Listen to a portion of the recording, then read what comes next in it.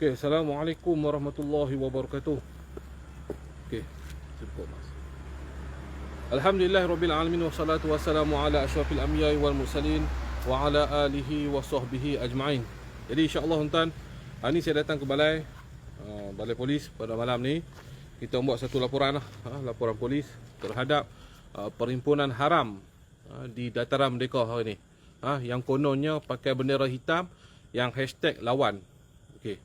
Jadi saya hari ni saya nak kupas dua perkara tuan-tuan. Pertama sekali tentang perhimpunan haram yang berlaku. Yang kedua tentang isu penderhakaan kepada yang di-Pertuan Agong kita. MP politik, menteri-menteri politik yang seolah-olah menderhaka kepada yang di-Pertuan Agong kita. Okey, ada dua isu tuan-tuan. Jadi hari ni tuan-tuan, kita dengan keadaan isu pandemik COVID dan kita PKP. Kita semua kena akur terhadap apa yang diutuskan oleh kerajaan dan juga yang diutuskan oleh yang di-Pertuan Agong. Okey, puak-puak ni depa kata depa berjuang lawan kerajaan gagal. Kerajaan yang derhaka kepada yang di-Pertuan Agong. Saya nak tanya juga kepada penganjur ni. Penganjur bendera hitam hari ni, hashtag lawan ni, saya nak tanya. Hampa kata kerajaan derhaka, hampa derhaka tak derhaka hari ni? Hampa pun sama 2 kali 5. Hampa derhaka pada Sultan juga hari ni. Yang di-Pertuan Agong dah buat keluar, kita kena duduk PKP. Kita tak boleh bergerak ikut suka. Hampa buat perhimpunan haram. Sama hampa pun. Kan? Jadi hari ni kita rasa sedih sangat. Kita tengok anak-anak muda kita tuan-tuan. Anak-anak muda kita hari ni dibayar ke di apa kita tak faham. Berjoget apa? Menunjuk isyarat-isyarat lucah. Melompat seperti monyet. Adakah ini yang patut kita tunjukkan kepada masa depan negara kita? Kalau kita tak puas hati sekali pun dengan kerajaan kita hari ni, kita ada cara dia. Wakil NGO boleh buat memorandum, boleh hantar ke mana-mana agensi-agensi ataupun pejabat-pejabat kementerian. Itu cara dia. Bukan nak pergi berkumpul.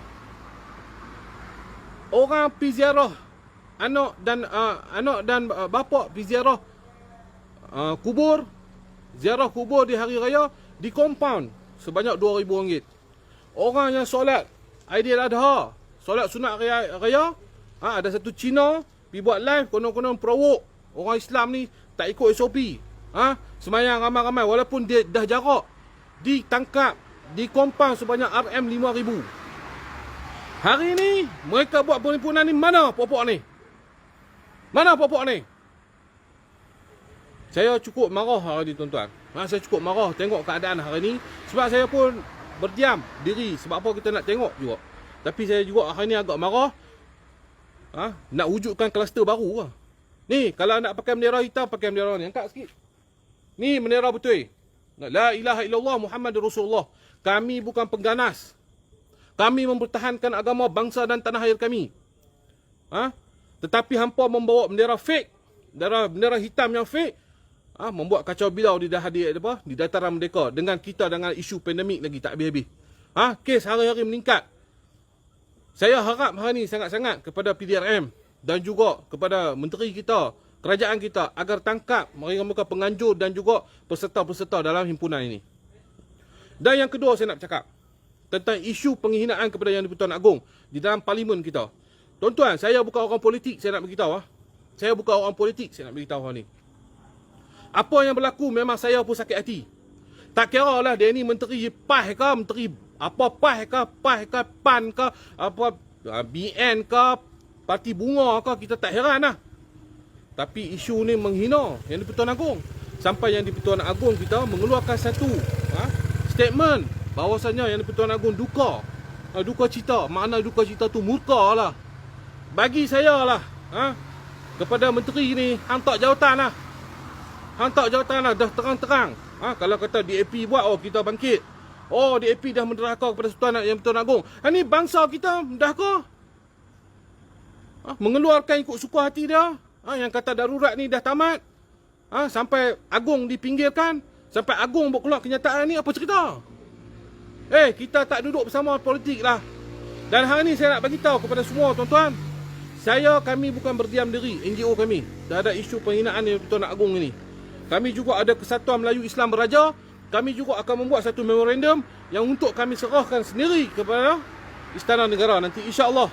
saya dah berbincang dengan Tok Cindai, guru saya sendiri, saya dah berbincang dengan Tok Cindai, yang mana kita ada satu kesatuan Islam Melayu, Kesatuan Islam Melayu Beraja.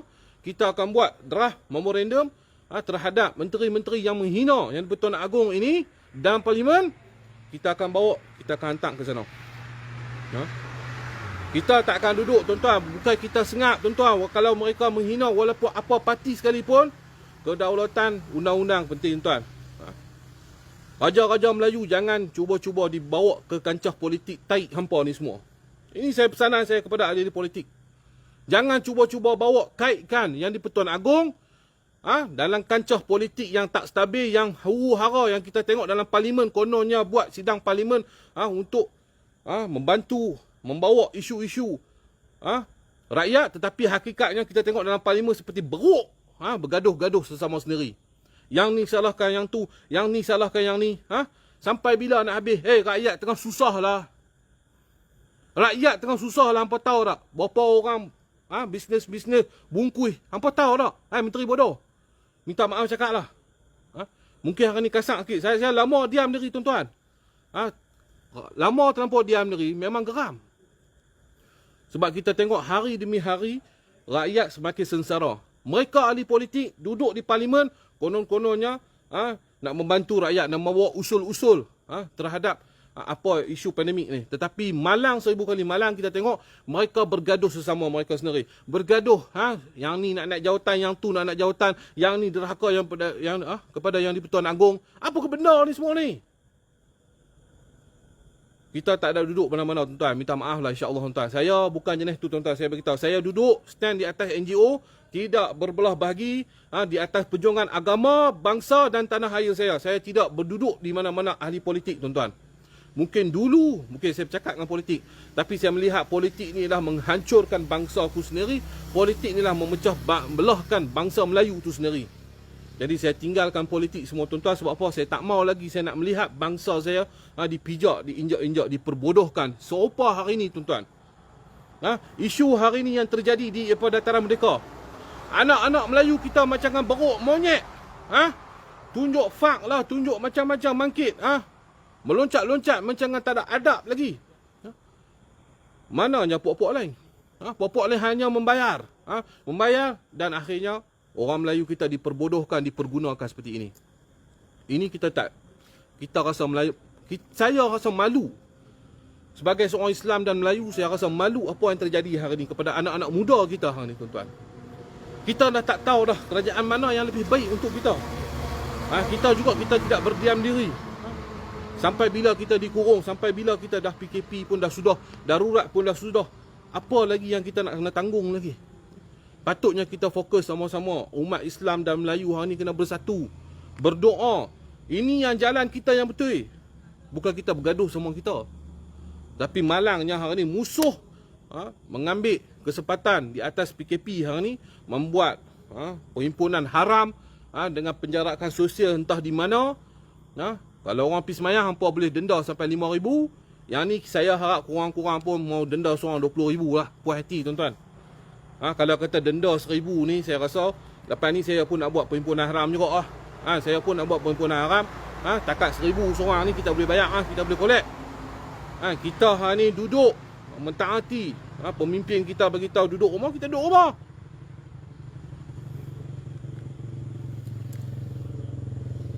Jadi biar pi, tuan-tuan. Geng-geng budak-budak yang ikut dalam perhimpunan ni semua budak-budak nangoi bagi saya, tuan-tuan. Budak-budak nangoi. Budak-budak ni yang dalam haters, yang duk komen hantam kita ni orang Melayu macam budak-budak ni lah semua ni. Dah makan dedak dengan puak-puak Chinese semua ni, kita tak tahu puak Chinese komunis semua ni. Hari ni mereka wujudkan lawan, bangkit lawan.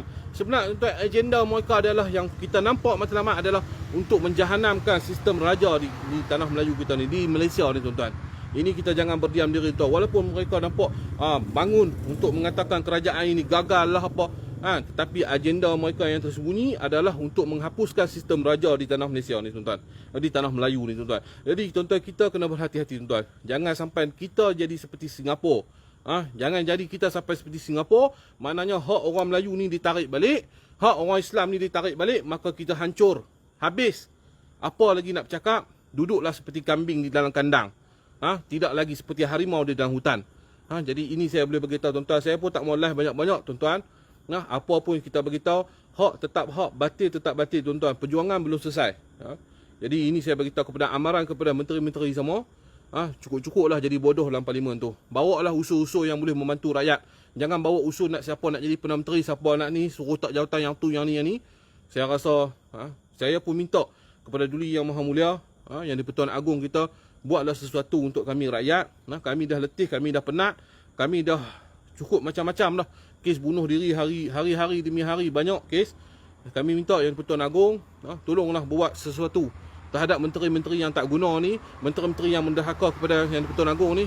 Tolonglah lucutkan jawatan mereka ke, ataupun buang ke negara ke, itu terpulanglah.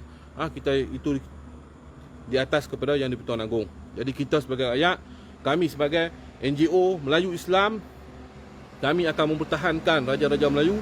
Kami akan mempertahankan agama Islam, supaya Islam didaulatkan di dalam Malaysia ini, insya-Allah tuan.